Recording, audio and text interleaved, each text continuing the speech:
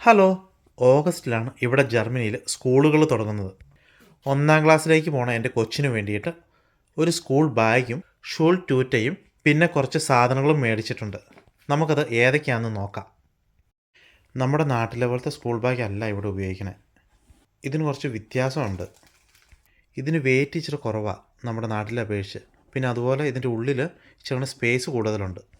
ഇതിൻ്റെ പുറഭാഗമാണെങ്കിൽ അല്പം കൂടി സോഫ്റ്റ് ആയിട്ടുള്ള, ഒത്തിരി പിള്ളേർക്ക് വേദനയൊന്നും എടുക്കില്ലാത്ത രീതിയിലാണ് അവർ ചെയ്തിരിക്കുന്നത്.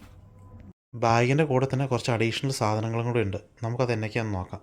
ഇതാണ് ഫേഡർ മേപ്ഷൻ. ഇതെന്തിനാണെന്ന് വെച്ചിട്ടുണ്ടെങ്കിൽ നമ്മുടെ പെൻസിലും സ്കെയിലും അങ്ങനെയുള്ള എല്ലാ സാധനങ്ങളും എടുത്ത് വയ്ക്കാൻ വേണ്ടിയിട്ടുള്ള സ്ഥലമാണ്.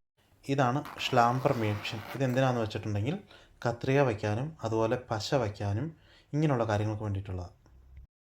ഇതാണ് ടൂൺ ബോയ്റ്റിൽ. ഇത് പിള്ളേർക്ക് സ്പോർട്സിന് മുമ്പ് എടുക്കാൻ വേണ്ടിയിട്ടുള്ള ബാഗാണ്. ഇത് നമ്മുടെ ടിഫിൻ ബോക്സും വാട്ടർ ബോട്ടിലും. അടുത്തത് ഫ്ലൂറസെൻ്റ് റെയിൻ കവർ. ഇത് വിൻ്റർ സീസണിലാണ് കൂടുതൽ ഉപയോഗിക്കുന്നത്. രാത്രിക്ക് നീട്ടം കൂടുതലായതുകൊണ്ട് അപകടങ്ങൾ ഒഴിവാക്കാൻ വേണ്ടിയിട്ടാണ്. ഇതാണ് ഷൂൾ ട്യൂറ്റെ.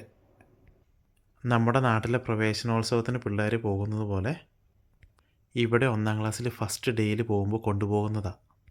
ഇതിൻ്റെ അകത്ത് കുറച്ച് സമ്മാനങ്ങളൊക്കെ ഇട്ടിട്ടാണ് കൊണ്ടുപോകുന്നത്. ഞങ്ങൾ ബാഗിൻ്റെ കൂടെ മേടിച്ച് ചെറുതായതുകൊണ്ട് ഞങ്ങളൊരു വലുത് മേടിച്ചു. ഇതിലാണ് ഇച്ചിരി അങ്ങനെ സ്പേസ് കൂടുതലുണ്ട്. ഇനി ഈ ഷൂൾ ട്യൂട്ടിൽ എന്നൊക്കെയാണ് നമുക്ക് വയ്ക്കേണ്ടതെന്ന് നോക്കാം.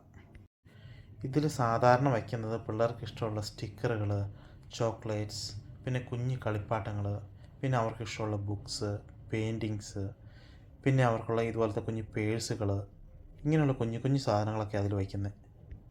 എല്ലാ കുട്ടികളും ഈ ഷൂൾ ട്യൂട്ടി ആയിട്ടാണ് ഫസ്റ്റ് ഡേയിൽ സ്കൂളിൽ വരിക. ഇവിടെ ആൺകുട്ടികൾക്കും പെൺകുട്ടികൾക്കുമൊക്കെ സെപ്പറേറ്റ് കളറുകളൊക്കെ ഉണ്ട്. എൻ്റെ മോളായതുകൊണ്ടാണ് ഞാൻ ഈ കളർ മേടിച്ചിരിക്കുന്നത്. അപ്പോൾ നിങ്ങൾ മേടിക്കുമ്പോൾ അത് നോക്കി മേടിക്കണം. അധികം താമസിക്കാതെ നമുക്ക് മറ്റൊരു വീഡിയോയുമായി വീണ്ടും കണ്ടുമുട്ടാം. Okay, by.